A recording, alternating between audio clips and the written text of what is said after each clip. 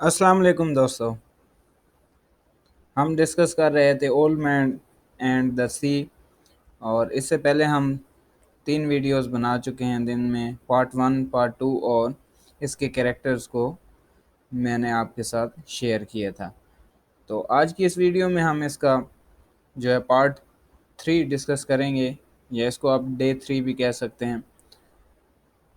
तो वीडियो में आगे बढ़ने से पहले आप तमाम दोस्तों से गुजारिश है कि अगर आपने चैनल को अभी सब्सक्राइब नहीं किया तो चैनल को सब्सक्राइब करें और वीडियो को लाइक और कमेंट ज़रूर करें। चलें तो बढ़ते हैं आज के अपने लेक्चर की तरफ।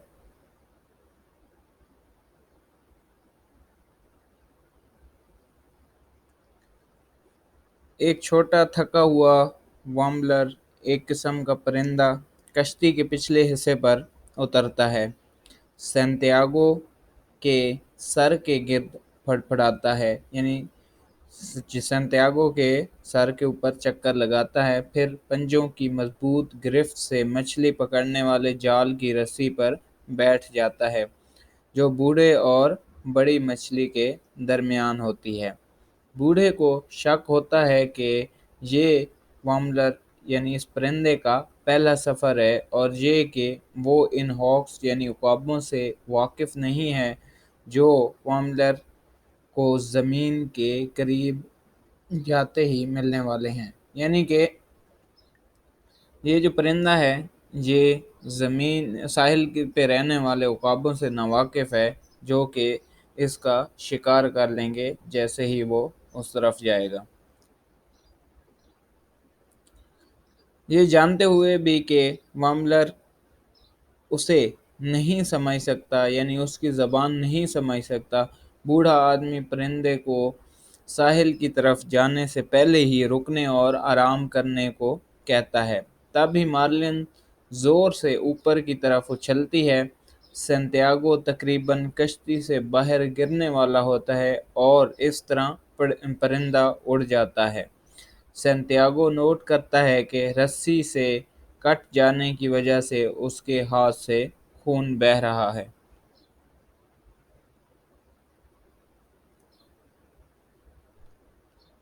वो इस बात से आगाह है कि उसे अपनी ताकत बरकरार रखने की ज़रूरत है। बूढ़ा आदमी खुद को टोना मछली खाने के लिए राज़ी करता है, जिसे उसने एक दिन पहले पकड़ा था, जिसे वो चारे के तौर पर इस्तेमाल करने की तवक्को करता था। यानी पिछले दिन जो उसने मछली पकड़ी थी चारे के लिए, वो उसको अपनी ग़िज़ा बनाता है और खाता है। जब वो अपने दाएं हाथ से मछली को काटता और खाता है तो उसके पहले से ज़ख्मी शुदा बाएं हाथ में तकलीफ़ उठती है, क्योंकि मछली की पुरज़ोर मुज़ाहमत रस्सी को सख्त कर देती है। सैंटियागो अपने जिस्म की कमज़ोरी की वजह से नाराज़ और मायूस होता है, लेकिन वो उम्मीद करता है कि टोना उसके हाथ को मज़ीद तक़वियत बख्शेगी, यानी उसके हाथ को ताकत देगी। जब वो इसे खा रहा होता है तो उसे मार्लिन के लिए बरादराना हमदर्दी महसूस होती है कि वो मार्लिन को भी खाना खिलाए। स्टूडेंट, यहाँ हम एक चीज़ देख सकते हैं कि यहाँ जो है सैंटियागो की जो विल पावर है और जो वो उसकी इनर स्ट्रेंथ है, यानी उसका जो आप पुख्ता इरादा देख लें कि इतनी कमज़ोरी और इतनी तकलीफ़ होने के बावजूद भी वो अपने मकसद पर डटा रहता है और जो है मछली को अपने हाथ से जाने नहीं देता। आप हालांकि उसका हाथ भी ज़ख्मी है और उसका जिस्म भी कमज़ोर है, यानी बहुत ज़्यादा मुज़ाहमत को बर्दाश्त नहीं कर सकता, लेकिन फिर भी वो मार्लिन से मुकाबला करता रहता है और हैंड्स अप नहीं करता, यानी हिम्मत नहीं हारता।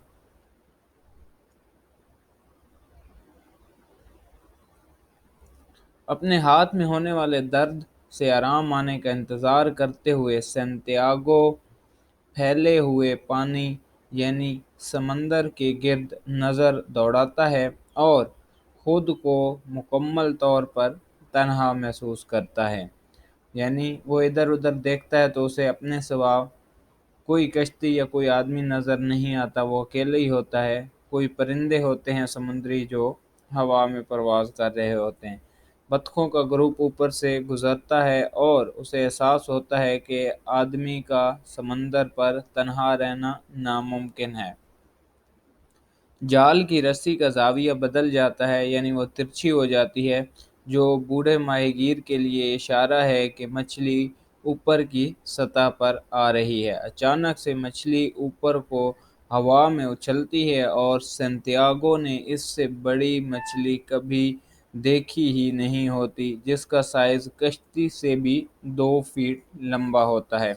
یعنی سنتیاگو جب مچھلی کو دیکھتا ہے کہ جب وہ ہوا میں چھلانگ لگاتی ہے تو سنتیاگو نے اس سے بڑی مچھلی کبھی نہیں دیکھی ہوتی۔ اس بات سے آپ اندازہ لگا سکتے ہیں کہ وہ اس کا پختہ ارادہ شکار کا، اور دوسرا یہ کہ اپنے شکار کو ہاتھ سے جانے نہ دینے کی جو اس کی فرم جو ہے بلیو ہے، یا آپ اس کو کہہ لیں کہ پختہ ارادہ ہے کہ نہیں میں نے شکار کرنا ہے، وہ یہاں نظر آتا ہے کہ کشتی سے بھی زیادہ سائز کی بڑے سائز کی مچھلی کے ساتھ وہ مقابلہ کر رہا ہے پچھلے 2 دن سے۔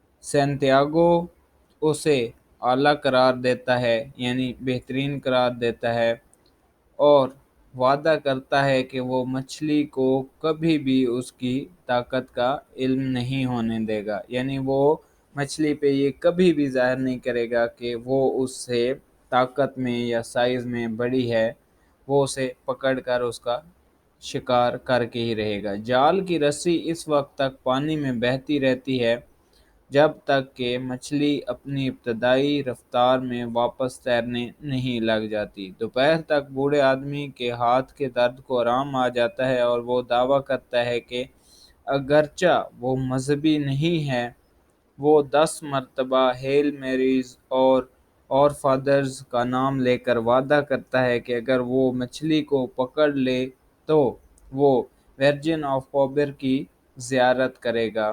یہ ایک آپ کہہ لیں کہ ہولی پلیس ہے جس کا وہ ذکر کرتا ہے کہ میں اس ہولی پلیس پہ جا کے اس کی زیارت کروں گا اگر میں اس مچھلی کو پکڑ لیتا ہوں تو۔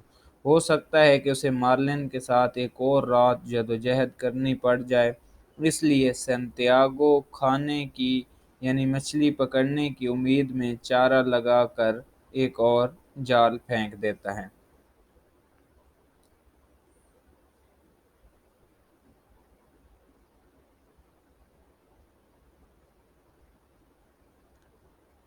مارلن کے ساتھ سنتیاگو کی جدوجہد کا دوسرا دن شروع ہوتا ہے۔ بوڑھا آدمی متبادل باری باری سوالات کرتا ہے اور کسی بہت ہی اچھے مخالف کی موت کا جواب تلاش کرتا ہے یا جواب مانگتا ہے، یعنی وہ خود سے باتیں کر رہا ہے اور جو اس کا مخالف ہے یعنی مارلن ہے اس کی موت کا جواز تلاش کرتا ہے کہ کیسے اس کو مارا جائے اور اس کو اپنے ساتھ لے کے جایا جا سکے۔ جیسے ہی شام قریب آتی ہے سنتیاگو کے خیالات بیس بال کی طرف مڑ جاتے ہیں۔ بوڑھا آدمی سوچتا ہے کہ عظیم ڈیمیگیو ایڑی کی ہڈی میں ابھار کی وجہ سے شدید تکلیف کے باوجود شاندار کھیلا۔ یہ ایک بیس بال کے فیمس پلیئر ہیں جن کے بارے میں جیسا کہ پہلے بھی میں نے کریکٹرز میں آپ کو بتایا کہ ہم ڈیمیگیو کے بارے میں سنتیاگو کے منہ سے سنتے ہیں، یعنی سنتیاگو ہی ان کا تعارف کرواتا ہے، یہ کوئی فزیکل کیریکٹر موجود نہیں ہے۔ سنتیاگو کو حقیقت میں اس بات کا علم نہیں ہے کہ ہڈی میں ابھار حقیقت میں کیا ہوتا ہے، لیکن اسے یقین ہے کہ وہ خود کے لیے ایسا درد برداشت نہیں کرے گا۔ بونس پر ایڑی کی ہڈی کا باہر کی طرف بڑھنا ہے جو کہ ایک بیماری ہے۔ وہ سوچتا ہے کہ کاش ڈیمیگیو بھی مارلن کے ساتھ اس طرح رہتا، یعنی اس طرح جدوجہد کرتا اپنے یقین اعتماد کو بڑھانے کے لیے۔ بوڑھا آدمی پوری رات آرم ریسلنگ کا عظیم میچ یاد کرتا ہے جو اس نے ایک نوجوان کی حیثیت سے جیتا تھا۔ سینتیاگو نے کیوبا سینفیوگیوس کے ایک قصبے کے عظیم حبشی کو شکست دے کر ایل چیمپئن یا دی چیمپئن کا خطاب حاصل کیا تھا۔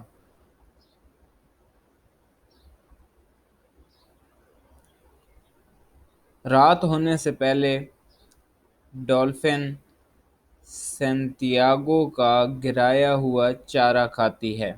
یعنی یہاں اس ڈولفن کا ذکر ہے جو اس نے اپنے کھانے کے لیے ایک جال پھینکا تھا کہ اپنے ہو سکتا ہے اسے مارلن کے ساتھ ایک رات یا ایک دن اور جدوجہد کرنی پڑے تو اس کے پاس اپنے کھانے کے لیے چارہ ہو۔ تو یہ اس جو ہے جال کی بات ہو رہی ہے کہ ڈالفن سینتیاگو کا گرایا ہوا چارہ کھاتی ہے۔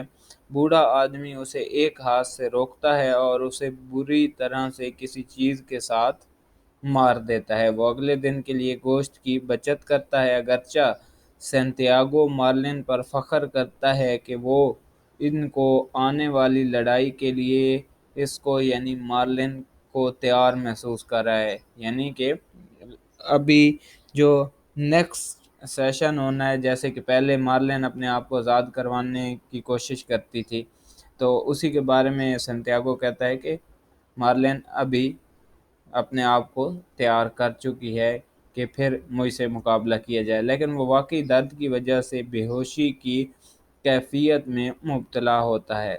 ستارے نکل آئے ہیں۔ سنتیاگو ستاروں کو اپنا دوست سمجھتا ہے جیسا کہ وہ عظیم مارلن کو سمجھتا ہے۔ وہ اپنے آپ کو خوش قسمت سمجھتا ہے کہ اس کی زندگی میں شکار کرتے ہوئے اس کے ساتھ ستاروں یا چاند کی طرح کی کوئی بھی عمدہ چیز شامل نہیں ہے۔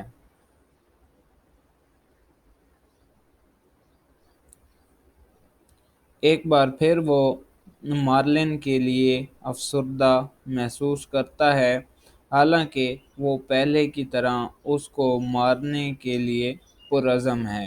یعنی ایک سائیڈ پہ اس کو جو ہے افسردگی بھی فیل ہو رہی ہے کہ میں اسے کیوں مار رہا ہوں، لیکن ایک طرف جو ہے اس کی جاب بھی ہے کہ اس نے شکار کرنا ہی کرنا ہے، اس کے لیے وہ پرعزم ہے۔ سنتیاگو یہی فیصلہ کرتا ہے کہ مچھلی بہت سارے لوگوں کو کھانا کھلائے گی، حالانکہ وہ لوگ اس مخلوق کے عظیم وقار کے لائق نہیں ہیں۔ ستاروں کی روشنی میں اب بھی جال کو جکڑنے اور سنبھالنے کے ساتھ سنتیاگو غور کرتا ہے کہ اگر وہ اور یعنی چپو کو بادبان کی رسی کے ساتھ مضبوطی سے باندھ کر کھینچے تو مچھلی کو اسے یعنی کشتی کو کھینچنے میں دشواری ہوگی اور آخرکار وہ تھک کر باہر آ جائے گی۔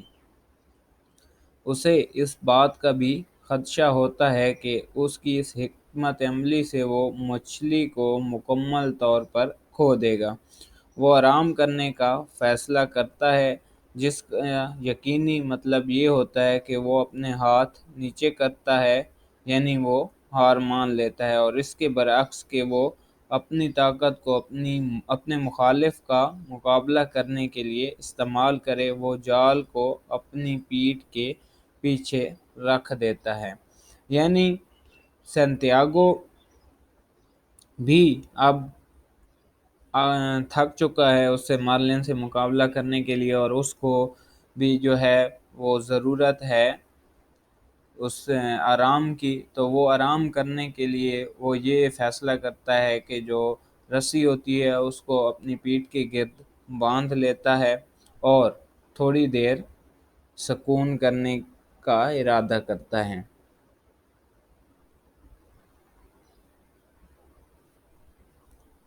2 گھنٹے تک آرام کرنے کے بعد سنتیاگو نیند نہ آنے پر خود کو کوستا ہے اور وہ خوفزدہ ہوتا ہے کہ اگر اس کا دماغ غیر واضح ہو گیا تو وہ اس کا کیا نتیجہ بھگتے گا۔ یعنی کہ اگر وہ سو جاتا ہے تو اس کو سکون ملے گا، فریش ہو جائے گا، لیکن اگر اس کو نیند نہیں آئے گی تو اس کا جو ہے دماغ وہ ان کلیئر ہو جائے گا، یعنی کام اس طریقے سے نہیں کرے گا جس طرح وہ سکون کے بعد کرے گا۔ تو اس کا کیا نتیجہ ہوگا، یعنی وہ اپنے شکار سے بھی ہاتھ دھو سکتا ہے۔ وہ ڈالفن کو ذبح کرتا ہے اور جو اس نے پہلے پکڑی تھی، اور اس کے پیٹ میں اسے 2 اڑنے والی مچھلیاں، اڑان مچھلیاں ملتی ہیں، یعنی یہ مچھلیاں اس نے شکار کے طور پر کھائی ہوتی ہیں۔ رات میں وہ ڈولفن کے گوشت کا ایک حصہ اور آدھا حصہ اڑان مچھلی کا کھاتا ہے، جبکہ مارلن خاموش ہو جاتی ہے۔ تو بوڑھا آدمی سونے کا فیصلہ کرتا ہے۔ اس کے متعدد خواب ہیں، جو کہ ایک سیاہی مائل اور زرد رنگ کی مچھلی ہے۔ اس کا ایک گروہ چھلانگیں لگاتا ہوا واپس سمندر میں چلا جاتا ہے۔ طوفان کے دوران وہ اپنی جھونپڑی میں واپس آتا ہے اور وہ ایک بار پھر افریقہ کے ساحل سمندروں پر شیروں کا خواب دیکھتا ہے، یعنی یہ ساری چیزیں جو ہے وہ ایک خواب میں دیکھ رہا ہوتا ہے کہ اس کو ایک خواب نظر آتا ہے کہ اس کے خواب میں ایک گروہ مچھلیوں کا چھلانگیں لگاتا آتا ہے اور واپس سمندر میں چلا جاتا ہے، اور طوفان بھی وہ اس کو دکھائی دیتا ہے اپنے خواب میں، اور پھر وہ افریقہ کے ساحل سمندر پر شیروں کا خواب بھی دیکھتا ہے۔ تو دوستو یہ تھا پارٹ 3 یا ڈے 3 آپ اس کو کہہ لیں۔ تو اگلی ویڈیو میں ہم انشاءاللہ جو ہے اس کا پارٹ 4 ڈسکس کریں گے، اور اس کے بعد اس کا پارٹ 5، 2 پارٹ ابھی اس کے مزید رہ گئے ہیں۔ تو اگلی ویڈیوز میں انشاءاللہ ہم ان کو ڈسکس کریں گے، پھر آپ کا یہ جو ہے novel Old Man and the Sea complete ہو جائے گا۔ تو کامنٹ میں ضرور بتائیے گا ویڈیو آپ کو کیسے لگی ہے، اور چینل کو سبسکرائب کر لیں تاکہ آپ کو آنے والی ویڈیوز کے نوٹیفیکیشن بھی مل سکیں۔ اگلی ویڈیو کے لیے اجازت، تب تک کے لیے اللہ حافظ۔